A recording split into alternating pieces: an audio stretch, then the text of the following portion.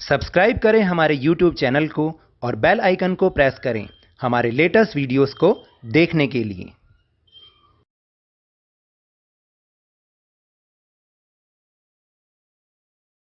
Hello and welcome to Lavneesh Sir की class. This is Directorate of Education GNCT of Delhi's worksheet number 35, and it is only for class 7 students. It has taken from the subject science, and we will revise the chapter nutrition in plants in this worksheet. So students will also discuss saprotrophs and how nutrients are replenished in the soil in this worksheet. So आज की इस worksheet में हम nutrition in plants lesson को तो revise कर ही रहे हैं, लेकिन उसमें जिस टॉपिक को हम रिवाइज करेंगे उसका नाम है सेप्रोट्रॉफ्स और how nutrients are replenished in the soil, यानी कि सॉइल के अंदर न्यूट्रिएंट्स दोबारा से कैसे रिप्लेनिश होते हैं और सेप्रोट्रॉफ्स के बारे में हम इस वर्कशीट में समझेंगे. So without wasting our time, let's start and understand with me. So choose the correct option in each of the following question, यानी नीचे कुछ क्वेश्चंस दे रखे हैं जिनकी ऑप्शंस आपको दे रखे हैं, उसमें से आपको करेक्ट ऑप्शन को चूज करना है. So let's see question number first. Question number 1 is plants which use dead and decaying matter to get nutrients are called, यानी वो प्लांट जो कि डेड और डीकेइंग मैटर को अपना न्यूट्रिएंट प्राप्त करने के लिए यूज करते हैं.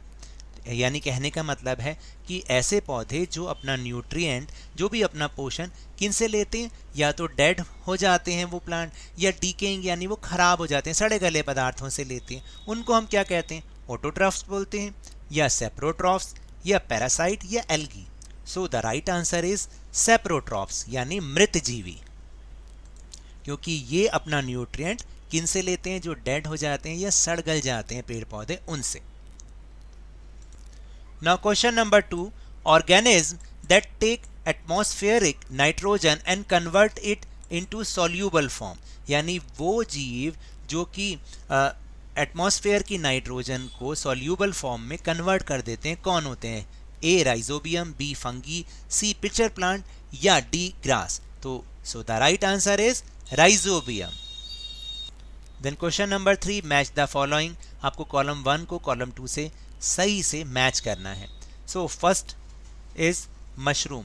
मशरूम क्या है? सेप्रोट्रॉफ, वो एक मृत जीवी है. Second is lichen. लाइकेन को किससे मैच करेंगे? एल्गी एंड फंगस से. Then pulses. पल्सेस क्या है? वो हैं लेगुमिनियस प्लांट, यानी कि फलीदार पौधे. उसके बाद है प्लांट न्यूट्रिएंट. प्लांट न्यूट्रिएंट कौन होंगे? नाइट्रोजन. ठीक है, प्लांट के लिए जो न्यूट्रिएंट होता है वो नाइट्रोजन होता है. और लास्ट में सिम्बायोटिक रिलेशन. सिम्बायोटिक रिलेशन क्या होता है? Organism live together and share shelter and nutrients, यानी दो ऑर्गेनिज्म जो साथ रहते हैं और वो अपना शेल्टर और न्यूट्रिएंट को आपस में शेयर करते हैं, तो हम सिम्बायोटिक रिलेशन उसको बोलते हैं, और इसको हम इसके साथ मैच करेंगे. Now question 4, answer the question after reading the passage. अब हम पैसेज को रीड करेंगे और फिर इसके ऊपर बेस क्वेश्चन को आंसर करेंगे. Some organism live together and share shelter and nutrients, यानी कुछ जीव ऐसे भी होते हैं जो साथ में रहते हैं और अपना शेल्टर यानी अपना आवास और न्यूट्रिएंट पोषण वो दोनों शेयर करते हैं. This is called symbiotic relationship. इसको हम सिम्बायोटिक रिलेशनशिप कहते हैं.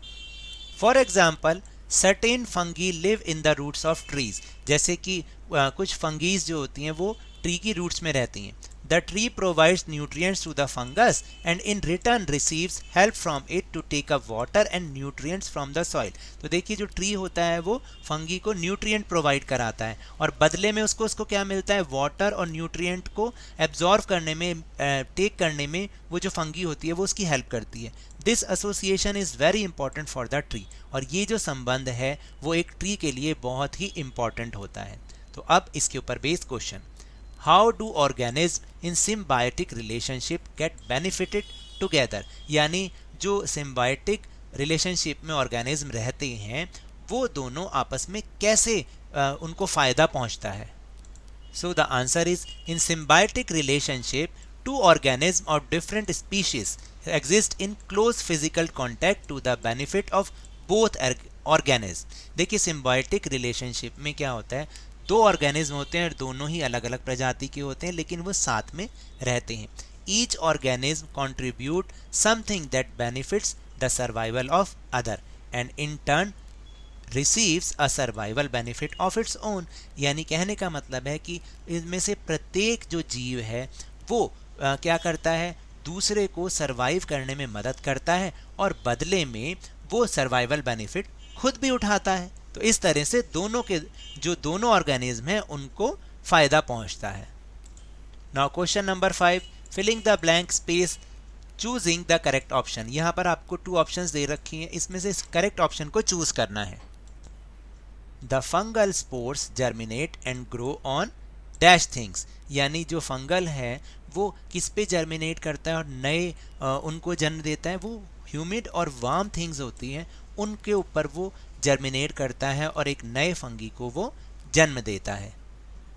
So now that's all for this worksheet. अगर मेरे इस तरह समझाने से आपको थोड़ा सा भी समझ में आया हो तो इस चैनल को ज़्यादा से ज़्यादा सब्सक्राइब कीजिए, लाइक कीजिए और बहुत ज़्यादा शेयर भी कीजिए। और हम मेरे साथ इसी तरह आसानी से वर्कशीट को समझते रहिए, लेकिन ध्यान और मन लगाकर पूरी मेहनत और लगन के साथ ऑनलाइन ही सही पढ़ते जरूर रहिए। And if you want to defeat corona virus then please wash your hands with soap and water regularly and please keep wearing your mask. और जब भी पॉसिबल हो, जब भी अवेलेबिलिटी ऑफ वैक्सीन हो, इसकी वैक्सीनेशन अवश्य कराएं, क्योंकि कोरोना को हराना है और ज़िंदगी को एक बार फिर से सुहाना बनाना है। इसी उम्मीद के साथ थैंक यू वेरी मच।